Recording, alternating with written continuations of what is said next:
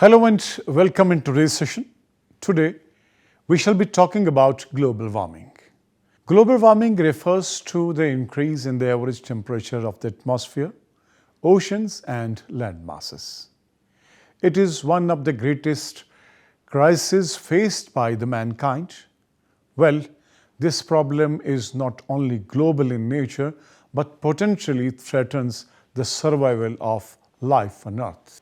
The Earth's atmosphere acts as a greenhouse, wherein the shorter wavelength solar radiations of higher energy reach onto the Earth. Some of these radiations are reflected back by the atmosphere, but about half reach the Earth's surface, thereby heating it, and in response, the longer wavelength infrared radiations, also called as heat radiations, are radiated back. Most of these radiations, instead of being radiated back 100%, are retained by the atmospheric greenhouse gases. The greenhouse gases include carbon dioxide, methane, nitrous oxide, hydrochlorofluorocarbon, and chlorofluorocarbons. The greenhouse gases absorb infrared radiations emitted by the Earth's surface, atmosphere, and clouds. These gases in turn emit radiations in all directions. Thus, they trap heat within the atmosphere. This phenomena is termed as greenhouse effect. The greenhouse effect is responsible for maintaining the Earth's temperature at an average of 40 degrees Celsius. Without this effect, the Earth's temperature would have been minus 80 degrees centigrade. Today, the major area of concern is the increasing anthropogenic interferences that has disturbed energy budget of Earth. The problem is not only of the gradual warming of atmosphere via enhanced greenhouse effect, but also due to the fact that greenhouse gases have long residence time in atmosphere, which envisages that despite the possibility that their emission can be controlled, they would remain suspended in the atmosphere over a prolonged period of time. Plausible causes of global warming. Natural causes. According to skeptics, global warming is not human-induced. To them, it's natural on geological time scale. Many reasons have been put forth to support this view. Milankovitch theory, which suggests that it is the normal cyclic variation in Earth's orbital characteristics that is probably responsible for present climate change. The insolation from sun varies via three cyclic events known as eccentricity, secondly Earth's rotation on its polar axis, and lastly obliquity. Earth's natural cycle. Over the last few million years, the Earth's surface temperature has undergone natural fluctuations expressed as ice ages.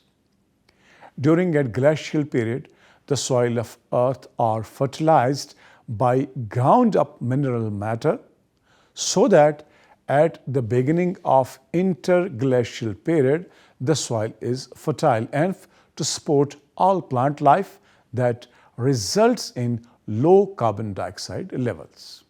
But towards the end of interglacial period, all trees and plants die off as the mineral nutrients in soil are exhausted.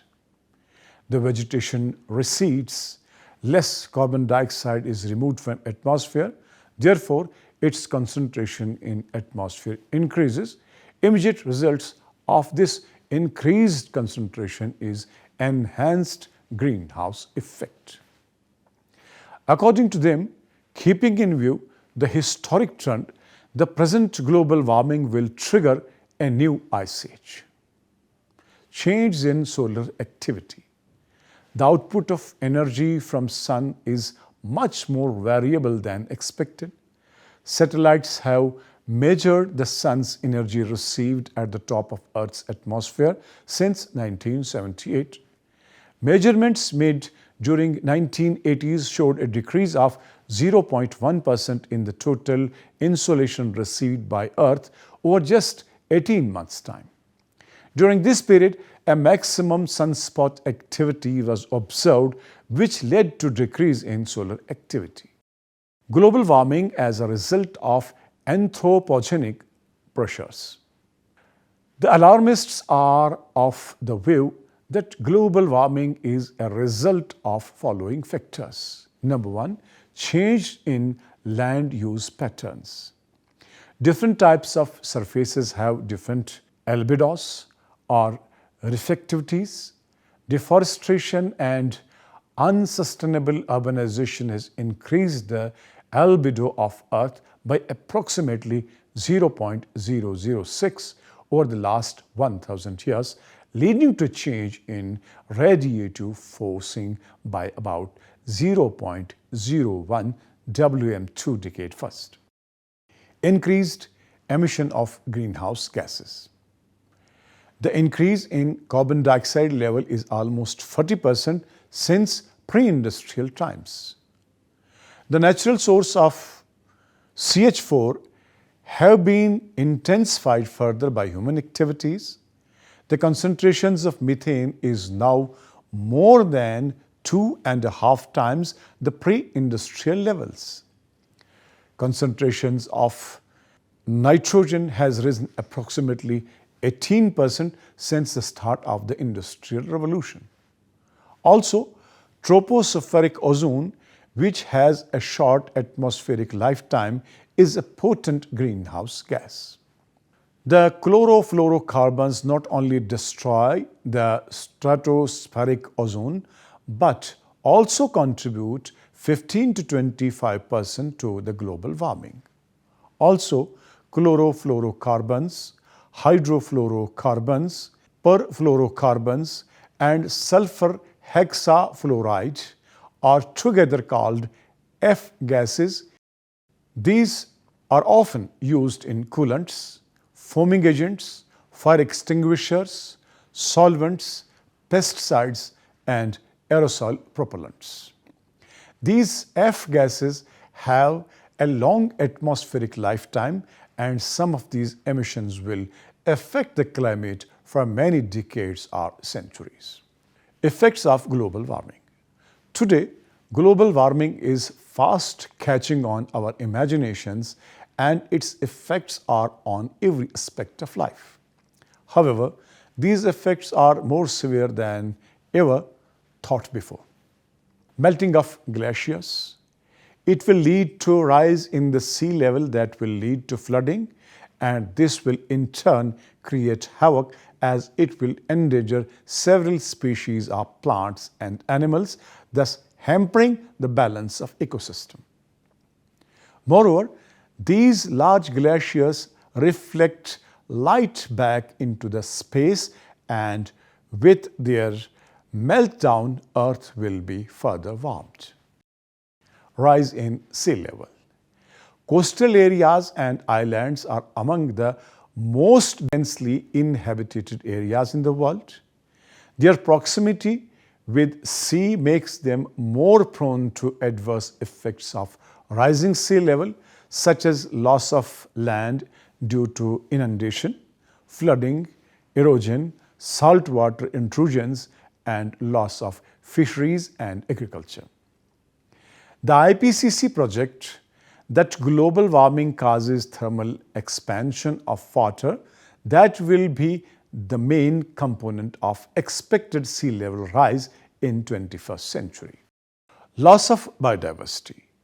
Extinction of species due to global warming may either be due to loss of habitat, inability of organisms to adapt to rapid climate change, and lastly, climate change harbors pathogens against which organisms have no immunity.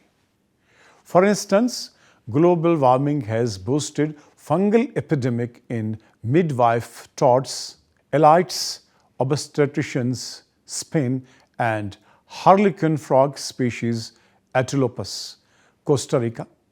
The cited fungus Batrachicotrim dendrobatidis is a fatal pathogen of amphibians that interferes with their ability to control water loss. Coral bleaching. Warmer sea surface temperatures lead to coral bleaching, which is whitening of coral caused when it expels a single called symbiotic algae called Zooxanthellae. These are expelled when the coral is under stress from environmental factors such as abnormally high water temperatures or pollution. Since the Zooxanthellae help coral in nutrient production, their loss can affect coral growth and make them more vulnerable to diseases. Major bleaching events took place on the Great Barrier Reef in 1998 and 2002, causing a significant die-off of corals in some locations. Ocean acidification. The oceans serve as a sink for carbon dioxide, but increased levels of it has led to ocean acidification. As carbon dioxide dissolves in seawater, carbonic acid is formed, which has the effect of acidifying the ocean, measured as a change in pH.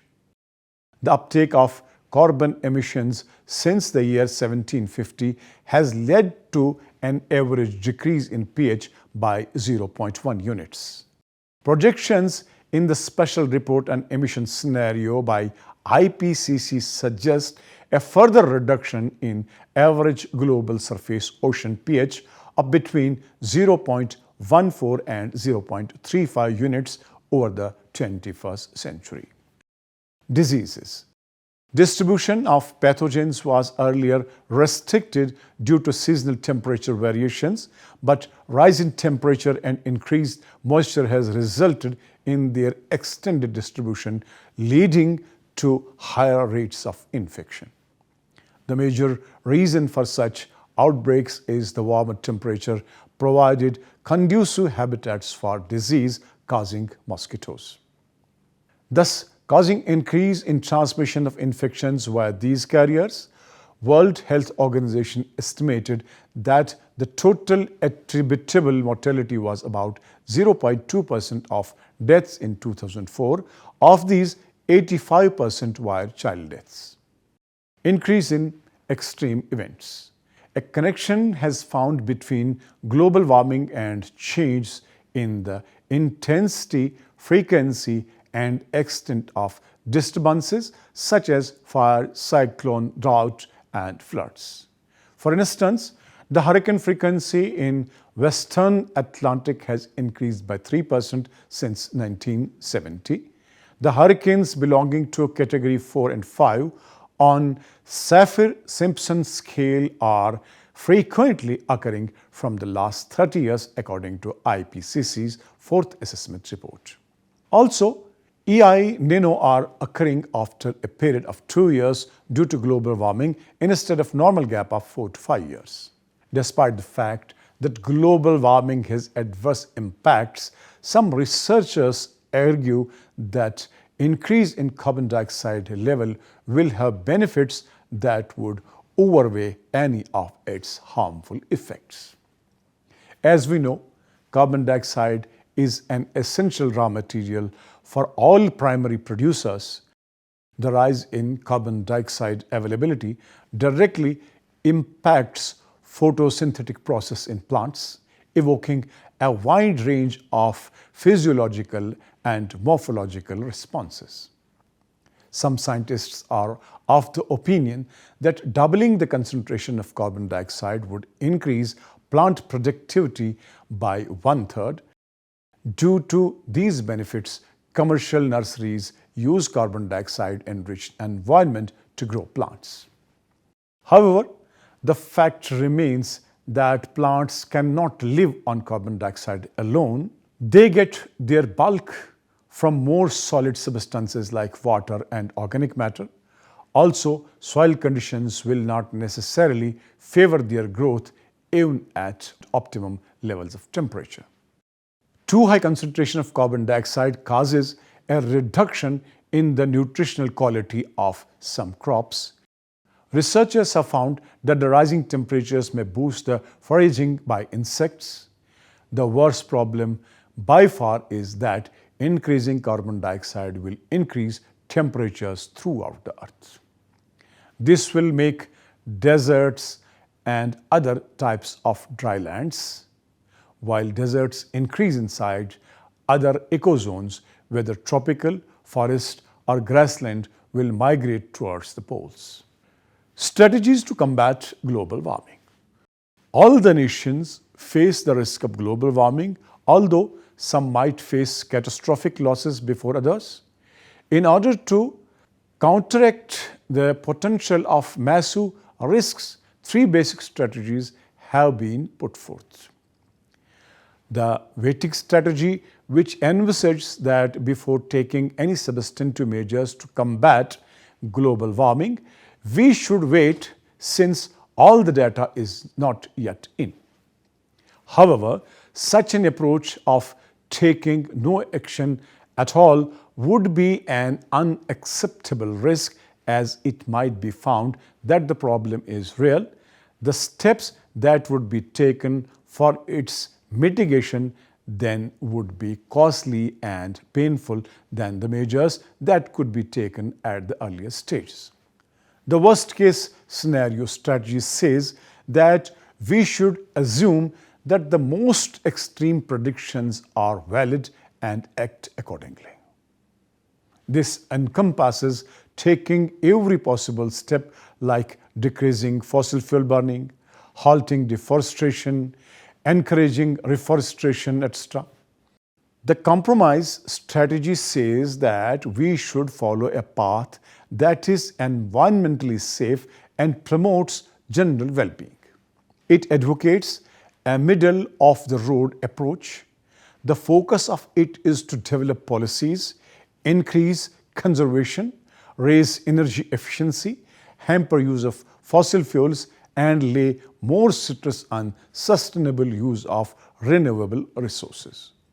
The only way to discourage use of fossil fuel is to impose carbon tax on their consumption. A carbon tax is levied in proportion to the amount of carbon emitted during combustion of fossil fuel. Such a tax will encourage development of non-carbon emitting technology.